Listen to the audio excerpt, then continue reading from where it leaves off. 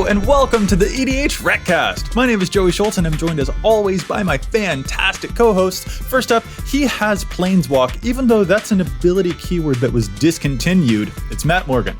Joey, I heard that the police arrested the world champion tongue twister sayer, orator, I guess is what you would call them. And word on the street is they're going to give him a pretty tough sentence. It seems like that was a bit of a tongue twister for you too there. It was. Matt. Well, everything's a tongue twister for me. Like, let's just be honest with ourselves. One sympathizes. Anyway, up next, he doesn't have a Planeswalker. He just has a regular walker. It's Dana Roach. Matt goes to the gym a few times a week, and he actually had a listener approach him the other day and say he recognized him and was a fan. I don't go to the gym a couple times a week, but I've been to the dentist 3 times this month, so I'm hoping somebody there approaches me and says they recognize me as well. So fingers crossed. I did have Joel Jim Memberson Smith come up and say that I am the new hair of the podcast. I had a mask on, so did Joel, and they were like, "Oh no, I recognize the hair. It just stands out." So Joey, you've been replaced as the hair of the podcast. We're gonna have to have a game to figure out who deserves that title most. That's fine. That's with a me. big crown you're trying to take away from me, Matt. How very dare! You might say it's going to be a cough off, a coif off, quaff. However you say that word. It's a tongue twister. It's another tongue twister. Anyway, this is the EDHRECast. EDHREC is the best deck building resource on the web for the Commander format, compiling data from deck lists all over the internet to provide helpful recommendations for new Commander decks. And here on the podcast, what we'd like to do is give all that data a little more context. Dana, I'm going to pass this one off to you because apparently Matt and I are having a hair spat now. What are we talking about in this week's episode? We're talking about Planeswalkers. Just Planeswalkers.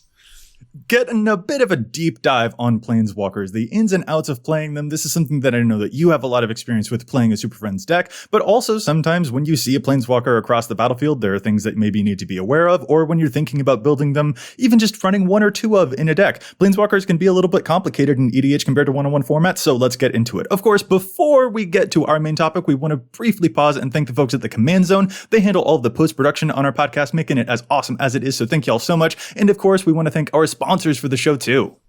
Yeah, the EDHRECast is sponsored by Card Kingdom and TCG Player. Any Mystic Archive you want, Card Kingdom will have it in their inventory and they will ship it out to you as soon as possible. I just ordered an etched foil Harmonize. It is on its way to me as we speak. TCG Player also has anything you might want from their deep inventory. Cards from Alpha all the way to Zendikar. Just go to EDHREC and click on the card in question, choose the vendor link down below, and doing that supports both the site and the show. And if you would prefer to support the show directly, you can do so over at patreon.com/EDHRECast. We have patron tiers of all sorts of levels, whether you want to look at our historical challenge of stats spreadsheet that we do keep handy, keeping up with everything that we've challenged in the past, or you just want to check out all the podcast episodes a day early. We have all sorts of tiers for whatever you're looking to do.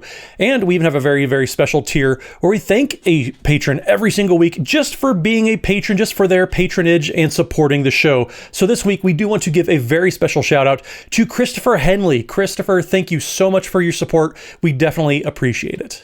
Christopher, we really, really appreciate that. And also, let's also shout out the fact that we've got our stream going on. If you want to catch some EDH gameplay, twitch.tv/EDHRECast is the place to go. We have awesome guests every week. It's just so much fun. We've been able to play games with folks like Ashlyn Rose, folks like Lady Danger, and coming up on our following week on Wednesday, 6 p.m. Pacific Standard Time. Next week, we'll be having on FemMTG, an awesome streamer as well. It's just a whole bunch of fun, so come hang out. Twitch.tv/EDHRECast. That's every Wednesday at 6 p.m. Pacific. All right, fellas, let's get into our main topic here. We're talking about Planeswalkers, which I feel like they have a bit of a weird reputation in EDH, as it were, because you've got a lot more opponents that can potentially attack them. So it seems like they're a lot more vulnerable and therefore don't get quite as much love. Matt, is this something that you sort of feel echoes in your particular deck building and gameplay experience? It seems to me that you don't run a whole lot of Planeswalkers. I don't, but I also have a fairly high bar at this point for cards that I want to play. Planeswalkers, for me and my experiences, have slowed the game down a little bit, and I don't prefer that type of gameplay. For people that do, that's great. I know they're extremely powerful, but I tend to be a little picky when it comes to Planeswalkers and going in my decks. I have some decks that are running several. I have some decks that aren't running any, so I'm kind of all over the board when it comes to Planeswalkers in my personal decks. Gotcha. I feel like I'm kind of the same way, but I actually did a little bit of cheating. I went through our deck lists to try and find them. I'm not sure which deck you're referring to that plays several Planeswalkers. I think I could only find one Planeswalker in one of your decks, and that was like Teferi, Master of Time, in your Riel the Everwise Wheeling deck, because you can draw and discard and you'll get a lot of activations that way. But I don't feel like I was able to find a whole lot of Planeswalkers among the decks that you play, or among mine either. Well, I guess I used to have the Laboratory Maniac version of Jace. I know I had that in a deck, but I update my decks only ever so often, so that probably did get cut, and I just didn't remember it. Well, yeah, that's just it. Like, for myself, the most that I could find in a deck was like in my Felice deck, for example. I'm running 2 different Planeswalkers that create tokens, but Dana's kind of outdoing us. Dana, I feel like Planeswalkers is going to be a lot more in your wheelhouse, because you've got like 7 different decks where you're running at least 1 Planeswalker, and that is not including your Jeru Mono White Super Friends deck, where you've got a whole bunch of them. Yeah, but even then, like I have Planeswalkers in decks, but we're talking 1 or 2, maybe 3 tops. And they also tend to be ones that are thematically tied to what the deck is doing. So like I have a Calyx in my Sigarda Enchantress deck because Calyx cares about enchantments. It's maybe not the best card in that deck, but like I liked that I had a Planeswalker that could do enchantment stuff finally, so I wanted it in that deck. I have a few Tezzerets in my Artifact deck because he does artifact stuff that matters in that particular deck. So the ones I run tend to always be ones that do something very specific to that deck. And I would guess maybe that's part of the reason you don't see people running 10 Planeswalkers outside of Super Friends decks, is because generally speaking, they tend to kind of do universally useful things. Their +1 will draw you a card, and their -1 will make a token or something. Those things don't always necessarily tie into a strategy. They're just useful cards. And I think these days you see a lot of people leaning a little bit more heavily into building something thematic or building a big machine. And I don't know if they have room for those things that are kind of just generically useful. I don't have room for a card that just untaps 2 things or something, because I want my deck to do its thing. Yeah, that is one of the bigger things, is that Planeswalker they can have a lot of generally useful abilities, but we're in those days, like you said, where you need some niche stuff that is really synergizing very specifically with what your particular deck is up to. And sometimes all of those little betters aren't able to add up to the one amazing thing that you could be playing in that card slot instead. The specificity that comes out in some of the decks that you play, like a thing that strikes me is that you run the Wanderer in your Athreos deck, and your Athreos deck is a Pestilence deck, so you're dealing damage to a whole bunch of stuff, and the Wanderer is there not even to activate any abilities, but just to be a prevention of damage effect for your own stuff when you're pinging the entire table with your Pestilence effects. So that is the type of specificity that we're talking about here. Yeah, and I think, Joey, like you run a couple of them in decks, but it's the same thing for you. I think we both have Nissa Vital Force in our 2 decks that care about lands, because Sure. It's got a really easy to reach ultimate. It's only 2 turns away. Right. That's super good in a land decks. Like there's another example. That's the thing we're both using, because it is really heavily tied to what the deck is doing. Well, and Nissa Vital Force was in my Angry Omnath deck, which was a landfall center deck as well. I did cut it though, because it, like you said, Dana, like there are so many different options out there that you can be doing something specific, and I just ended up finding that 5 mana for the effect, and I almost never got to ultimate Nissa because, well, either they have a massive target on the back, or I won before I got to ultimate her anyways. So like that's one thing that I've noticed about Planeswalkers especially, is you can have a very, very powerful ultimate, but how often are you actually getting to do that? And we always joke, like, you never evaluate a Planeswalker by their ultimate. Well, like, I don't think I've ever gotten ultimate any of my Planeswalkers. I gotta love that you dropped the humble brag in there. It's just like, I just never, I just won. I just killed Joey and Dana. Maybe if you guys put up more of a fight now and then, I wouldn't have to win so fast. That's really funny. But no, I actually really feel you on that. And I kind of think that the data also bears out what we've been saying here. It's a pretty common trope among EDH players that you really shouldn't evaluate a Planeswalker based on their ultimate, because they're so susceptible to attacks that it's very unlikely that any of them ever will be able to get there without some serious meddling in terms of the +1 counters there. Real quick, we ordered a small list of the most popular Planeswalkers by percent and also by just raw number. And we can go through a couple of those really quick right now. We won't name every single one of them. If you're watching on the YouTube, the full list will certainly be on screen. scene. So definitely check that out. But it is kind of interesting to see the most popular Planeswalkers because they definitely bear out this don't wait for the ultimate situation. For example, one of the most popular Planeswalkers by percentage of inclusions is Ashiok Dream Render, which is a graveyard exile effect that also prevents your opponents from searching their libraries. Backbreaking. Number 2 is Narset, Parter of Veils, which prevents your opponents from being able to draw extra cards. On here, we also have stuff like Teferi Time Raveler, which stops your opponents from being able to interact because they can't cast stuff at instant speed. Those aren't Planeswalkers that have ultimates, but they're showing up all over the place, specifically for their almost enchantment-style utility. Well, especially their enchantment-style utility in the case of the top 4 on this list, which is Ashiok, Narset, Saheeli, Sublime Artificer, and Jace, Wielder of Mysteries, all of which are from that War of the Spark set, where the Planeswalkers all had a passive ability very similar to an enchantment. So these are walkers that come down, have an ability that you can use to get an effect, but they also are just there doing a thing for you. There's a lot of value to be found in those. And in the case of Ashiok, Narset, and I believe Saheeli as well, those were all uncommon, so they were relatively cheap cards for as far as Planeswalkers go. Yeah, if you would have told somebody a few years ago, right before War of the Spark came out, that static abilities on Planeswalkers would have been a thing, nobody would have believed you. But then all of a sudden it happened. And it turns out like these things are just super, super powerful. Like Ashiok Dreamrender having built-in Grave Hate and then shutting down tutors, that is immensely powerful. Like I don't know a deck that just couldn't generically just benefit from that because it's shutting down all of your opponents. Same with Narset, Parter of Veils. It just being able to keep the board state, or at least letting your opponents pull too far ahead, that is insanely powerful. And it's no wonder that these two are sitting at the top of the list. Yeah, and even then, going through some of the others, again, we're not going to go through all of them. Check out the YouTube list will be on screen again here. But like, they are not necessarily being utilized for an ultimate situation. The only one that I think that possibly could be said for that is Tamiyo Field Researcher, who shows up at number 8. Again, we're ranking by percentage inclusions here. And that's because her ultimate is gettable when you're doing stuff like Atraxa, and her ultimate is pretty backbreaking to get like free omniscient stuff going on. That is one that you definitely would really enjoy if you can ultimate it, and Atraxa as a Super Friends deck is really actually possible to get there. But other stuff on this list, Raoul Storm Conduit appears at number 7. He's just a Magecraft. I'm going to go infinite with my copy stuff and I'll kill everyone with my ping ability. Oko Thief of Crowns is on here because it's Oko, so of course he's there. But that's not a thing that you want to use the ultimate of. He's just trying to stopgap your opponents by elking their stuff forever. So the stuff that we're seeing here definitely supports that theory of don't judge by the ultimate. It's pretty rare that Planeswalkers ever seem to be judged that way by EDH players. So yeah, I mean, we're talking about Planeswalkers with kind of generally useful abilities. If I wasn't specifically sticking to Planeswalkers that match my deck's theme, any deck that could run Ashiok would probably be better off having Ashiok in the list.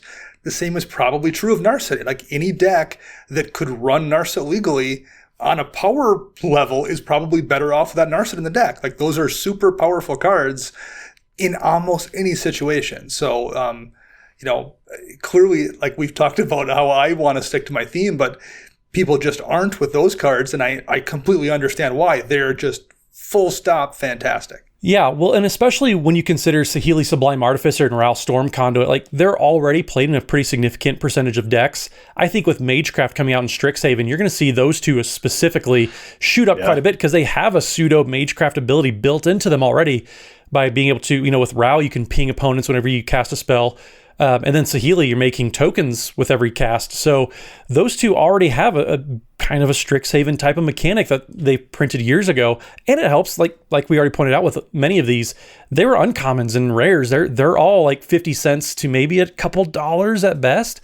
So a lot of these are just fairly cheap cards you can slot into decks that already are going to be doing a lot of these same things. Well, so that was just a list of them by percentage inclusion, and you may have noticed a couple of the Planeswalkers we named there were multicolored, but a card being multicolored means that it can technically slot into fewer total overall decks than a monocolored or even a colorless Planeswalker. So these aren't the Planeswalkers that actually show up in the greatest number of decks overall. So let's get to that top 10 list. Again, that's going to be on the screen if you're watching on the YouTube here. There are some of the same names here. Narset takes over this list. Narset, Parter of Veils, mono blue uncommon Narset shows up in over 35 different decks out there, which is insane. Jace, Wielder of Mysteries, the Labman Jace, also shows up in 25,000. But then when we're looking at this list, there's a lot more monocolor and colored lists because they can just slot into more decks. So you've got stuff like Ugin the Ineffable showing up here. You've got stuff like Ugin the Spirit Dragon also showing up among this top 10. I feel like the nature of these types of things that we're seeing here in the terms of the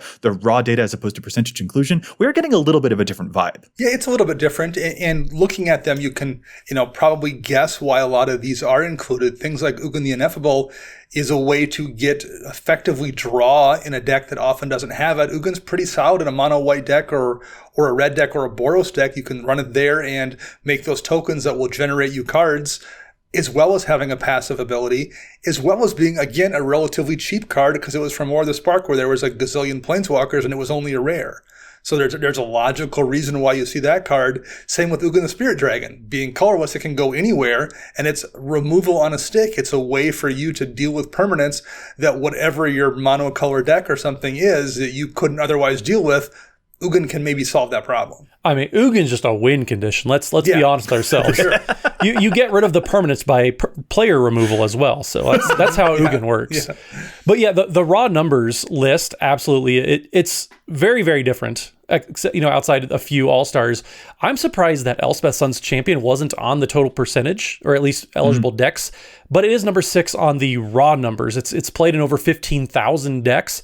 I expect it to be a little bit higher in the other list, but still seeing it here, like that's another one of those Ugin the Spirit Dragon type of cards where it just takes over a game if it's left unchecked. Right. That's the kind of thing that we really, if you want to have Planeswalkers, shoot for something like Elspeth. That is one that I use in my Thalise tokens deck because it makes tokens, but it also makes bodies that protects itself. It also can just be a Wrath, which is pretty good. And it's got an ultimate that people are genuinely afraid of, but that you don't need to necessarily get because the other abilities are providing you with enough value in the first place. So it's definitely a different natured list, but I do feel as though there is still sort of that ambivalence to an ultimate. The effects that these Planeswalkers have, there are still things that just have like passive abilities that are going to provide you tons of value. I look to something like the number 8 on this list, Nissa Who Shakes the World, who doubles your green mana output.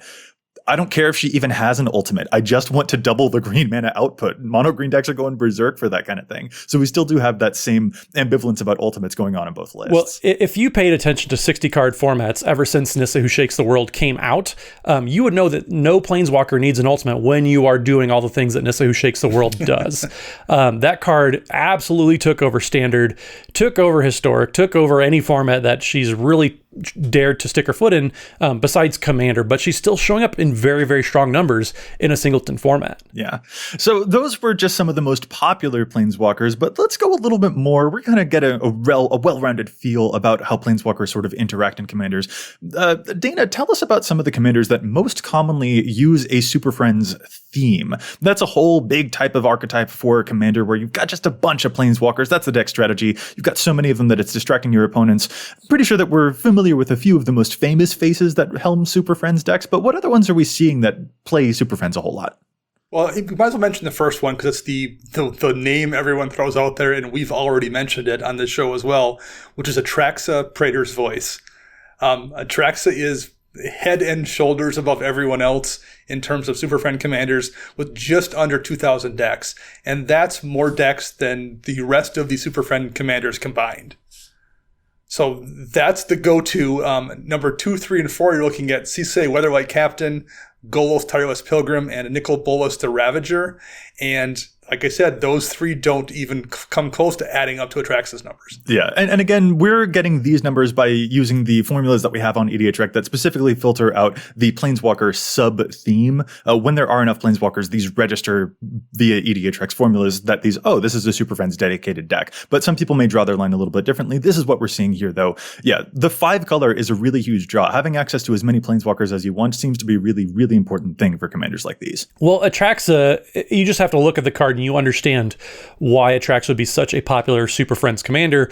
Being able to populate at the end of each turn, putting extra counters on every single Planeswalker, like that's just a terribly powerful ability. And then Cisse, Weatherlight Captain, getting, you can just tutor up any given Planeswalker you want. Just pay the Wooburg and just find something in your library and just plop it out there. It's an extremely powerful ability. And then Golos Tireless Pilgrim, it's just Golos being Golos. I don't really know what else to tell you when it comes to Golos, because there isn't anything Golos can't do. Yeah, that almost might be an accuracy by volume situation, because there are so many Golos decks out there that, yeah, it happens that almost 400-ish of them are, Planeswalker themed. Sure, you can do everything else too. That's definitely one of those things to be conscious of. Dana, I have a question for you specifically about your Super Friends deck, which again is mono white, so maybe you have a limited pool here. But how many Planeswalkers are you actually running in your dedicated Super Friends deck? I believe 15 last time I checked. So I had 15 different Planeswalkers in the 99 of that deck. And does that feel high or low to you? That's what I would have guessed most people were using. Now, because it's Jeru, and when he comes into play, you can tutor up a Planeswalker, I perhaps don't need to worry about drawing them because I can just go get whichever one I want with Jeru. But I think even if he didn't do that, there's just so many utility cards you need to make a Super Friends deck work that I don't know how I would find a room to run 20 Planeswalkers. So that's kind of why I wanted to ask, is to sort of suss out, like, how many Planeswalkers on average is a Planeswalker-specific deck running? And the answer is that it's a big gap. It's really, really wild, because there are some commanders that go down to like 15 or 16, like the aforementioned Nicol Bolas deck. It's got like 15 or 16 Planeswalkers on average. Most likely it's a Nicol Bolas themed deck, but there are plenty of Nicol Bolas Planeswalkers and plenty of other Planeswalkers that might show up in those types of decks too, just as a result of it. But then there's also some commanders that go up to like 24. Ramos Dragon Engine, when looking through specifically the Super Friends lens, uses an average of 24 Planeswalkers, and an Atraxa Super Friends deck averages out to 20. So the numbers are really all over the place. The answer is very much that it depends which commander you're playing and what you feel most comfortable with. It's probably also worth noting that there's probably not 25 good mono white Planeswalkers. Whereas Ramos Dragon Engine, having access to everything, probably has a much easier time finding good cards to put in that deck. It's not quite so easy in mono white. Yeah, I was about to say, like, you're looking at very, very different things. Like, I don't think I can name 20 mono white Planeswalkers, period. Like, I know their names. I know Elspeth has like 17 versions, but like that's about it.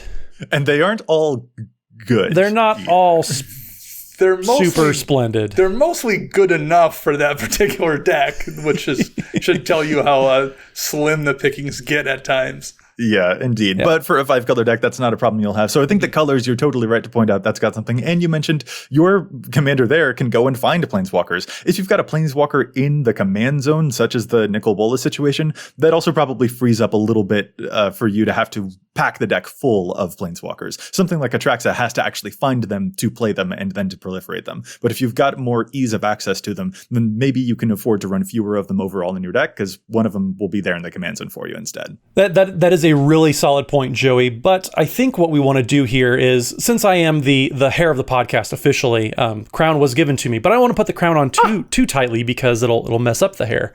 But let's move on to Challenge of Stats, because that is one of our favorite segments, and I'm driving the show now. But we do want to give a very special shout out to the sponsor of our Challenge Stats segment, altersleeves.com. If you head over to altersleeves.com/EDHRECast, that's our referral code. You can buy those altar sleeves that you would be purchasing anyways. You support the show in the process, and all those sleeves, maybe you want to get some cards altered, maybe you want to have something very special done, you can do so over at altersleeves.com/EDHRECast.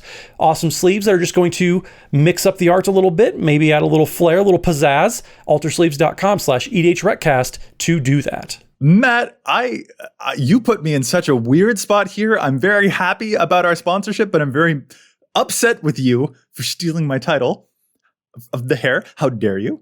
And I'm going to reassume control now by moving to my challenge first. How about that? I'll allow it. I'll allow it. No. You don't allow. We're having a spat now, people. This is fun. This is the ending of the EDHRECast. Anyway, let's get to my challenge here. Mine comes from a listener. This is our listener submitted challenge this week, and y'all are not going to believe the username that this listener goes by. This is from Darth Vader. We've got a challenge to stats from none other than Darth Vader. I am not kidding. That is what they asked to go by. Darth Vader comes in, and I can't do a very good Darth Vader voice, so you're just going to have to imagine the mechanical breathing that they're doing here as they say this. They say, "Hi, love the show and the website. Extremely helpful.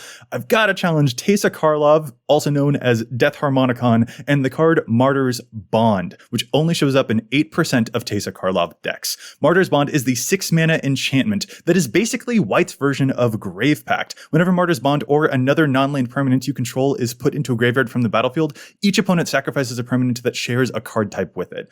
Grave Pact is like a lot of dollars, and Dictate of Erebos is too, and those are amazing cards in Teysa, but Martyr's Bond has basically a similar effect for 6 mana that also doesn't just apply to your own creatures. Teysa will double death trigger on this if it is a creature, but if someone tries to get rid of your enchantments and stuff too, Martyr's Bond is really happy about that. This card is less than $1, it only shows up in 8% of Teysa Karlov decks. Darth Vader, thank you so much for giving us the force to challenge this stat, and I hope that your power with the dark side behind me will help me steal back the crown from Matt. Joey, I feel like those force puns were a little forced. Dana, let's move to your challenge. Wow. So since we're talking Planeswalkers here, my challenge of stats is an artifact, Throne of Geth. It's in just over 1,600 decks. It's a 2-mana artifact that has very simple text on it. You can tap it to sacrifice an artifact and then proliferate. So it says an artifact. So worst case scenario, you spend 2 mana, tap it, sacrifice itself, and put an additional loyalty counter on every Planeswalker you control, put a +1 counter on each creature you control, put a -1 counter if there's already some on creatures your opponents control.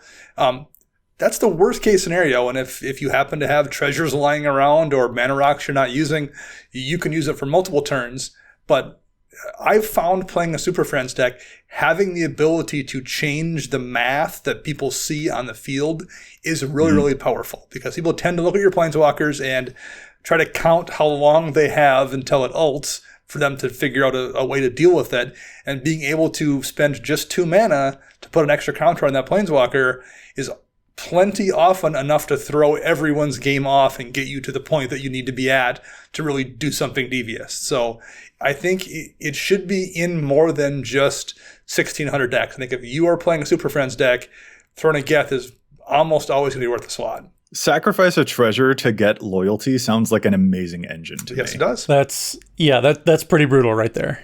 That's pretty good. All right, let's see if Matt, what is your challenge? Oof. That was... I know, that was actually really bad, and I apologize. That was dastardly. My family for that one. I'm just going to move apologizing us to on. James Earl Jones for that. That was bad. I'm going to move us on to my challenge this week. So my challenge this week is coming for the, Joey, you'll be proud of me. I'm doing a Golgari commander. Lathril Blade of the Elves is the pre-con commander from Kaldheim that had all sorts of elvish tribal synergies in those Golgari colors. It's pretty powerful, and there's an ability that people seem to be playing around a lot. It's the tap and then tap 10 untapped elves that you control. So kind of 11 elves, really, when you think about it. But then each opponent loses 10 life, and you gain 10 life. That is an extremely powerful ability there. But people are playing a card in there, and I think what they're trying to do is capitalize on that. And that card is 1,000-Year Elixir. That's a 3-mana artifact that says you may activate abilities of creatures you control as though those creatures had haste, and then you can pay 1 and tap it to untap target creature.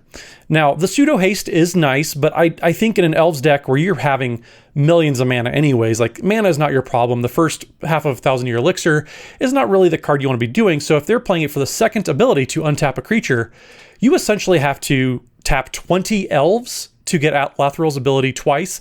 I think that's kind of a Christmas Land type of scenario. So what if you do want to be activating Lathril multiple times per turn? I have a card that used to be expensive and got reprinted in Commander Legends and is actually the same price as 1,000-Year Elixir now. That card is Rings of Brighthearth. So Rings of Brighthearth is a 3-mana artifact that says whenever you activate an ability, if it isn't a mana ability, you may pay 2 mana, and if you do, copy that ability and you can choose new targets for the copy. So, if you want to be copying all sorts of Lathril activations, you don't have to tap 20 elves. You only need to do it once and just pay 2 extra mana, and Rings of Brighthearth is going to copy that, and everybody will lose 20 life, and you'll gain 20 as well. It's a $5 card at cardkingdom.com/EDHREC. It got reprinted. It used to be, what was it, like $30, $40? Super expensive. So much more affordable now. So price is probably keeping this off of a lot of Commander's page. It's not on Lathril's page at all. And if people are adding in 1,000-Year Elixir to Lathril decks like they seem to be doing, I think Rings of Brighthearth is going to be much, much more powerful. And it's actually the same price now, which isn't something I think we've ever been able to say. I don't know if the inclusions of Thousand Year Elixir are specifically just for the untap and reactivate ability. It does seem that it's there for the mana haste enabling, maybe more than the rings, but rings being budget is the thing that I'm going to take away from here, because that used to be $30, and that can show up in, I mean, we're talking about Planeswalkers. Rings of Brighthearth and Planeswalker decks too is just like, hey. It's a little nutty, yes. And I mean, any activated abilities, as long as it's not a mana ability. But yeah, there's a lot of value that you can be getting from Rings of Brighthearth now. It's such a powerful card. Yeah, there's a lot to love about Rings of Brighthearth. And in fact, I feel like that can kind of move us back into our main topic. That's right, Matt, I'm in charge of the show now. Rings of Brighthearth, I think, is a really, really great example of a card that some Planeswalker commanders could make great use of, especially now that it's not budget. So let's run through a couple of the Planeswalkers as commanders to, again, give us that whole well-roundedness feel of Planeswalker decks. Dana, what are the Planeswalker commanders that jump out most in your mind? The Planeswalker commander I think of when I think of Planeswalker commanders would be Lord Windgrace. I remember the first time I saw it when it was first previewed and thought, oh, that looks pretty good. And then seeing it in action, as good as you thought it was going to be, it's that much better of a commander. It's just an absolute powerhouse.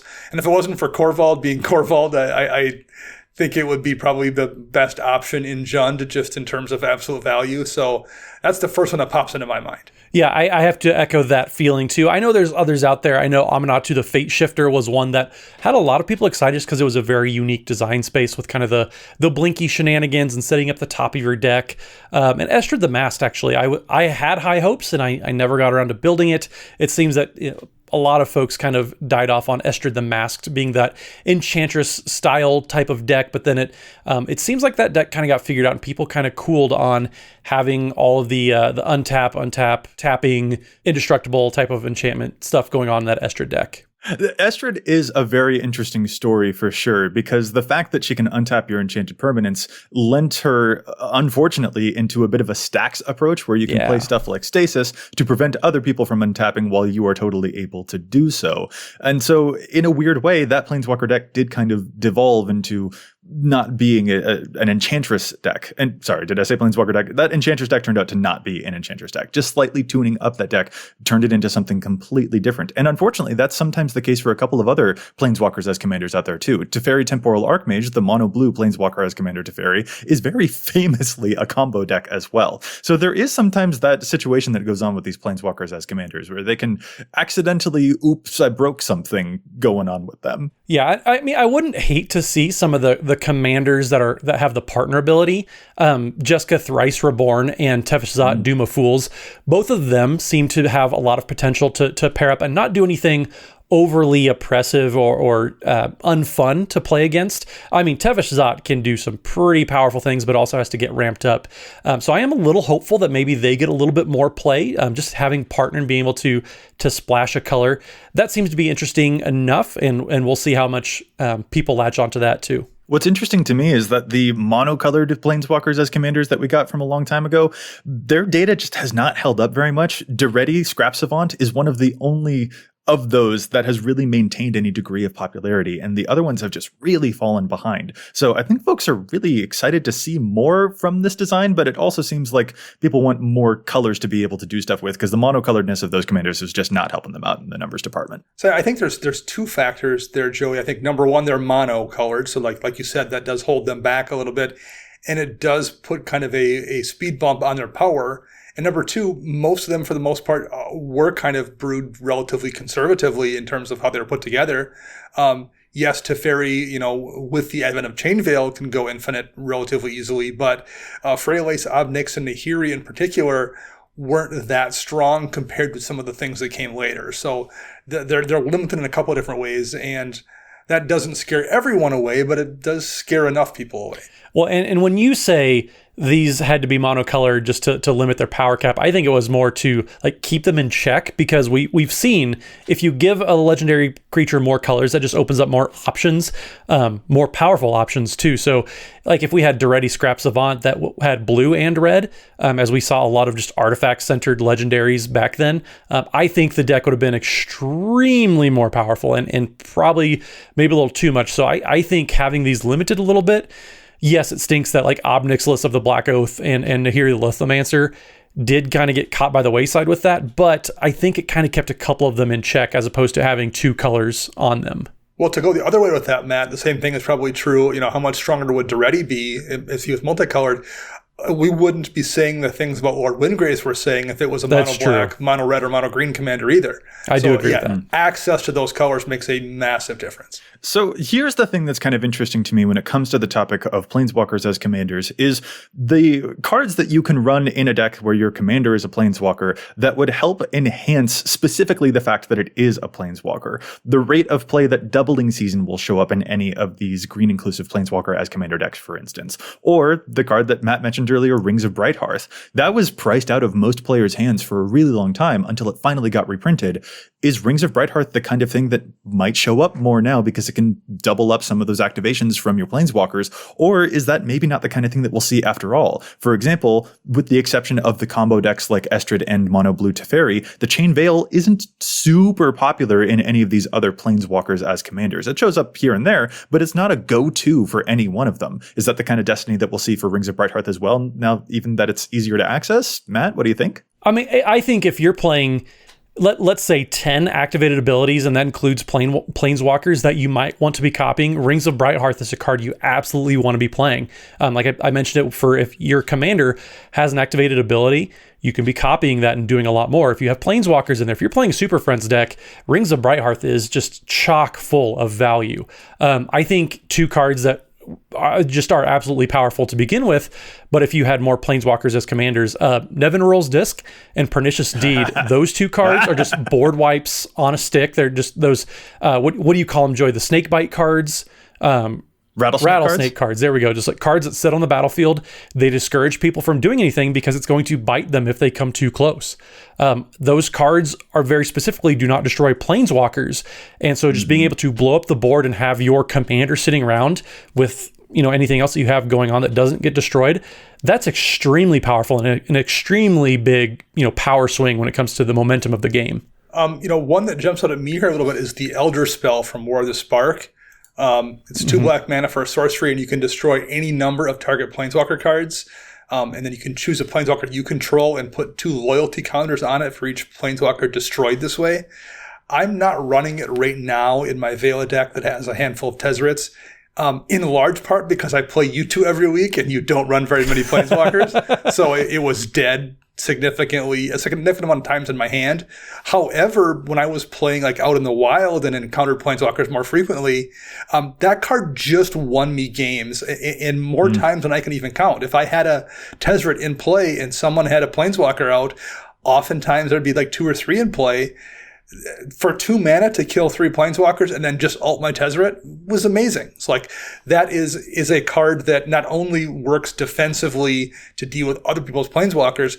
If you're playing a Super Friends deck and have access to black, it's a fantastic offensive weapon as well. The numbers on cards like that can be Planeswalker specific are just so fascinating to me. There's stuff like Settle the Score, for example, a mono black 4 mana sorcery speed removal spell that also gives you 2 loyalty counters on any one of your Planeswalkers. That is not a card that sees significant play. Barely 1,200 decks, I think. Like, there are just some of these cards that do reference Planeswalkers that still just don't show up a whole lot for Planeswalkers as commanders. In the case of that one, Settle the Score, I have to imagine that it has something to do with the fact that you'd want more instant speed interaction in case someone tries to attack your Planeswalker. That in effect saves it loyalty counters, so that might be more valuable. But it's very, very fascinating to me to see that these decks, like in the example of Lord Windgrace, it is more dedicated to it being a landfall deck than it is to the fact that there is a Planeswalker in the command zone. So it doesn't seem to deviate at all from that strategy to try and make extra stuff that would help supplant or help buff up the fact that its commander is different than a creature. As far as Settle the Score goes, however,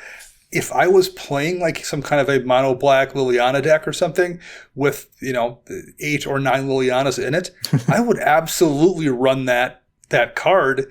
Like I said, being able to change the math on your Planeswalker ultimates in a way that people aren't ready for is really, really powerful. And I think this is maybe one of those cards that there's probably a finite amount of decks that are in a position to want it at all. Mono black Planeswalkers probably, or 2-color Planeswalker, something. Probably there's not a lot of those decks out there. But like, if you are in one, I think that would be a really good card.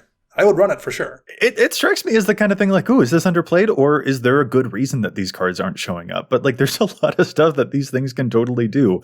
And also, if you're playing a Planeswalker deck that has access to red or whatever, use goad effects, because goad is another amazing way of protecting your Planeswalkers, because creatures have to go anywhere else, and that lets them just sit by, racking up some more loyalty and getting to an ultimate.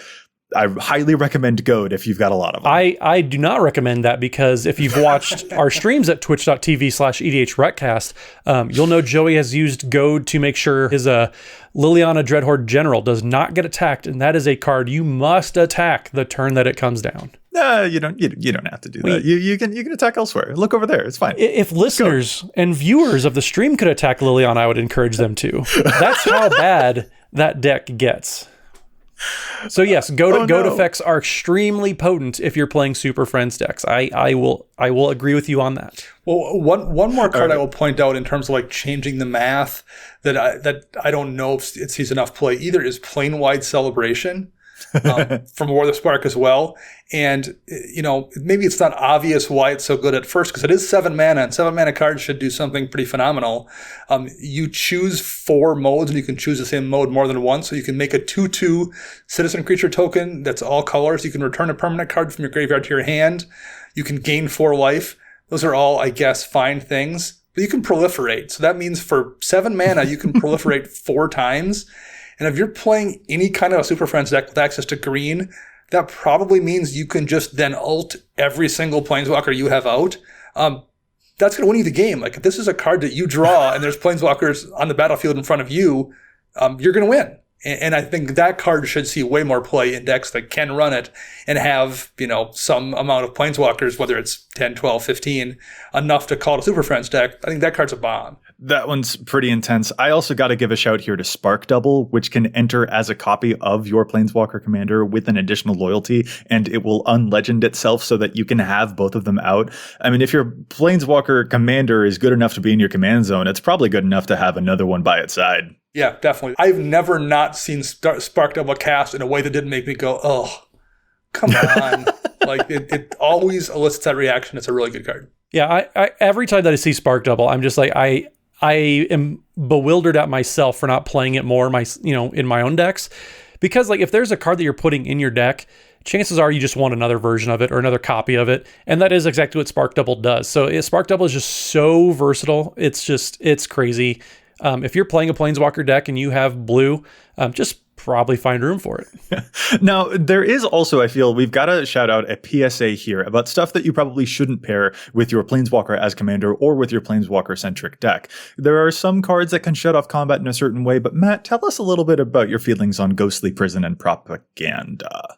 Well, those, they do work, actually, yes. I just checked my records, and they still work, same as Mirri Weatherlight Duelist, preventing... I'm sorry, listeners, I am being facetious here. They do not work, actually, with Planeswalkers. So Ghostly Prison is great for saving your own bacon. It does not save your Planeswalker friends. I am sorry to be the bearer of bad news on this one. Now, the important thing, though, with those to note is...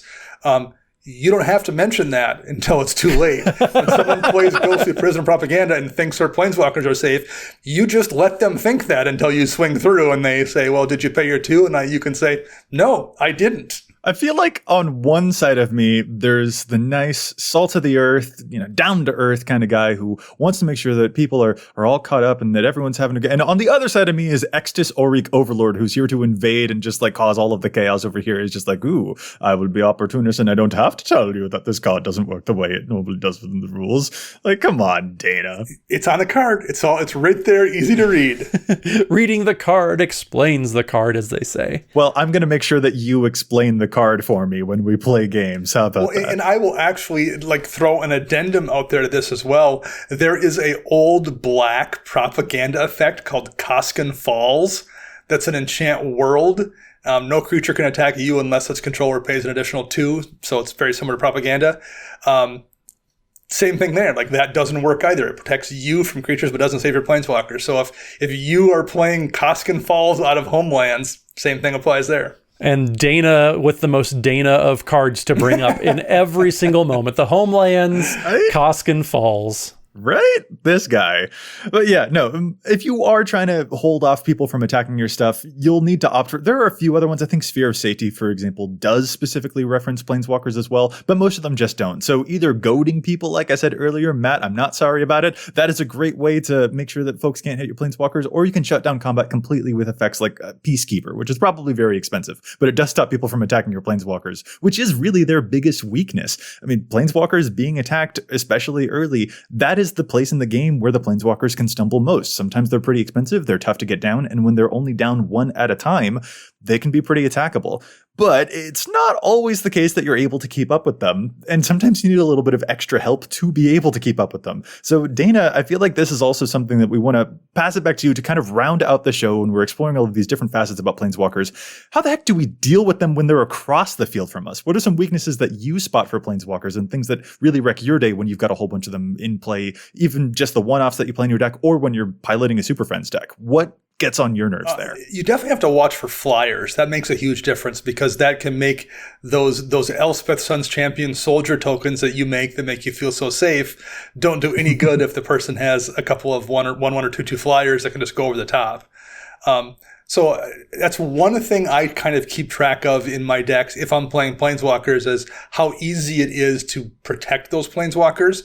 And, hey, if my deck has a bunch of flyers, that job gets much easier than it might be in a deck that doesn't really have any flying defenders at all. Then those Planeswalkers are going to be much more vulnerable, and I have to oftentimes just don't run them then in that case, because it becomes so difficult to keep them safe. Well, and there's a couple options out there, too, that just take care of Planeswalkers altogether. I know Thief of Blood was a card that people were very excited to play, and Aether Snap, those both are cards that, when they resolve, they essentially take all the counters off everything out there. It does, on both of them, it says from all permanents, but Planeswalkers are permanents, so when Thief of Blood comes out, you steal all the counters from all those Planeswalkers out there. So if your buddy does have, all sorts of defenses up there for their 5-6 Planeswalkers, you're going to have a pretty big Thief of Blood out there, or Aether Snap is just going to do the same thing. It's just a spell that just takes all the counters off of those Planeswalkers. It's no Elder spell, but it is pretty powerful. Well, we've also gotten some other tools over the years. Like, I remember when I first started playing back around Return to Ravnica, yes, there was cards like Beast Within that could hit any target. Vindicate does as well. So those would also hit Planeswalkers, despite not really being designed with that in mind. It just hits any target, so you were fine there. But there weren't a lot of newer spells that were available that allowed you to target Planeswalkers just offensively. But over the years, we started to get a few. Hero's Downfall and Theros Block, and Dreadbore was in Return to Ravnica. So since then, it seems like every set, we usually have at least one spell that lets you interact with Planeswalkers in a defensive way. But that wasn't always the case. I remember once upon a time putting Pithing Needles into decks because it was a way to, it's always a semi-useful card, and if someone has a Planeswalker, I can turn it off if I can't swing through. I don't think it's quite like that today. There's enough other options, but once upon a time, that was not the case. Yeah.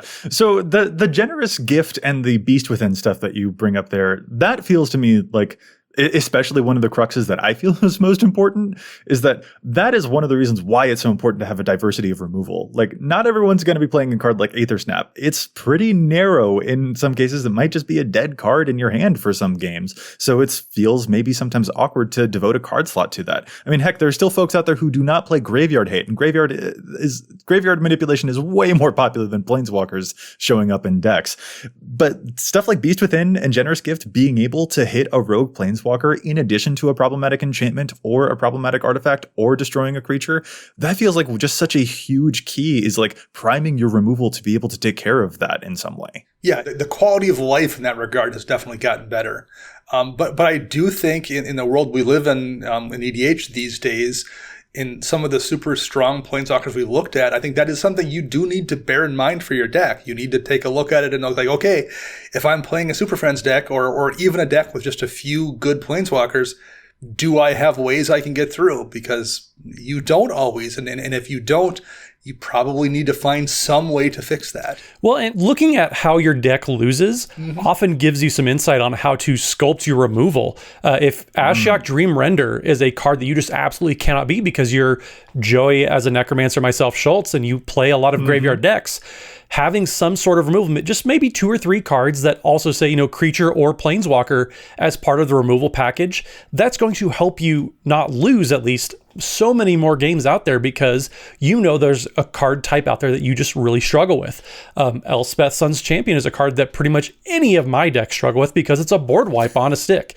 So having something that can address planeswalkers, even if it's just a few cards in any given deck, is going to be immensely valuable, because a lot of times, if left unchecked, either planeswalkers are going to take over the game, or just some planeswalkers I just cannot beat. And especially, it's not just a choosing the right card situation, although those were great pieces of advice. I don't want to discount that. I'm kind of trying to add on to it here by also pointing out that like the main clunky part of a Planeswalker contained deck is when they're trying to deploy them, especially if they've only got one out. Attack quickly and immediately, just as soon as you can. Don't give them a chance to breathe, because Planeswalker decks will prove to you, like, if someone's putting a Planeswalker into their deck, it's because they think that they can get that ultimate.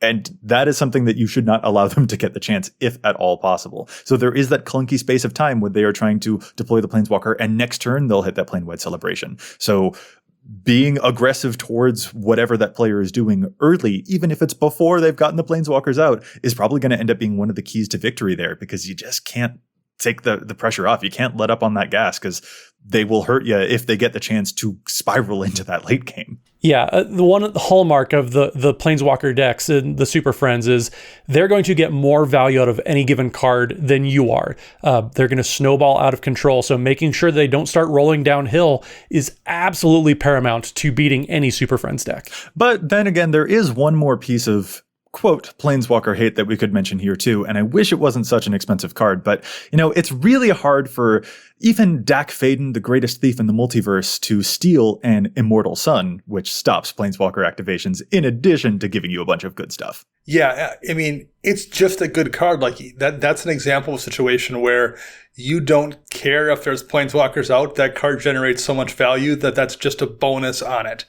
Shutting off everyone's Planeswalkers, something that powerful, is just optional in the Immortal Sun. That's how strong that card is. I would argue, yeah, a percentage of people are only playing it because it shuts off Planeswalkers. That's just such a powerhouse of a card to begin with. Yeah, Wizards reprint, please? Question mark? Please. I would enjoy like 50 copies. But don't put that one into your Planeswalker decks. Dana, I know that Mono White is hard up on card draw, but don't play the Immortal Sun. Do not do that. To try and get card draw for your Mono White deck. It might not work for you. Immortal Sun in your Planeswalker deck is kind of like Farseek in your mono green deck. Just don't do it. Well, yeah, they're just. I think that's another really good lesson for us to round off with, is that it's the type of thing that you can sculpt a little bit of the early aggressive strategy around, but also that you can sculpt your removal around, because that's what people who play Planeswalkers are doing too. Matt, like you mentioned with the Navinaral's Disc and the Pernicious Steed earlier, those are things that folks who are using Planeswalkers as commanders or in their decks, they're using those specifically because they don't hit Planeswalkers. So maybe that's something that you can do with your own removal suite, is to make sure that there's enough diversity there so that they can address a Planeswalker if you happen to run into them. And of course, you can do a whole bunch of other things like attacking the Planeswalkers too. I mean, Matt loves to attack. I'm sure that that's also just a really good, solid solution. I love me the combat step. You are correct. Yes. But Matt, the combat step, I'll let you have the crown for that one, but you're not having the crown for the hair. Yes, we will have mono combat when it comes to the best hair on the show. It's already been given to me by the listeners. They have spoken. So we'll see what they say in the comments for this week's episode. Listener has spoken. Listener has spoken, but with the rest of the listeners still need to sound off. So listeners, we're gonna have like a comment war or something about this, about the hair of the podcast. We're excited to see where folks fall. But we'd also like to hear your thoughts about Planeswalkers as well. How do you feel about the ones that we've got now, how they show up? Are you playing a bunch of them in your decks, or is it also a kind of thing where you're a bit more like Matt and me, where you're not playing a whole bunch of them at all? How are you feeling about Planeswalkers as commanders? What are you doing? Extra tips that you've got to get rid of them? How are we going to ruin Dana's day when he's playing his mono white Super Friends deck? That kind of thing. We'd really love to hear from you about all of those tips. Isn't that right, Dana? Hey, it worked last week. I managed to pull off a win with Sharon. So sometimes. That's true. Okay, listeners, we need your tips now to definitely make sure that you comment below. All right, fellas, let's call this episode to a close. This was a whole bunch of fun, but if our listeners want to get in touch with us to find out even more, where is it that they can get in touch with us? Matt? So you can find me on the Twitters at Mathimus55. That's MATHIMUS55, posting all the best hair pics on the podcast. And don't forget, Wednesday evenings, twitch.tv/EDHRECast. We are streaming games all the time. Our guests are pretty dang great, so make sure you tune in for all the anti-pasta hate. Wow, that's a deep cut. And a Dana. Deep cut. You can find me on Twitter at Dana Roach. You can hear me on my other podcast, CMDR Central, and I'm writing articles for EDHREC and for Commander's Herald. You can also find all of us together at patreon.com/EDHRECast. And I'm Joey Schultz. You can find me at Joseph M. Schultz on Twitter, and you can find the cast at EDHRECast on both Facebook and on Twitter. Plus, if you want to get in touch with us via email, you can contact us at edhrecast@gmail.com. Our thanks go out once again to the whole team at the Command Zone, who handle all of the post-production work on the podcast, making it look as awesome as it does. And they go out to our sponsors, TCG Player and CardKingdom.com and AlterSleeves.com. You can find them using the price info links on EDHREC or by visiting CardKingdom.com/EDHREC or AlterSleeves.com/EDHREC. And that shows your support for the show. Listeners, we'll be back at you next week with more data and insights. But until then, remember, EDH wreck your deck before you wreck your deck.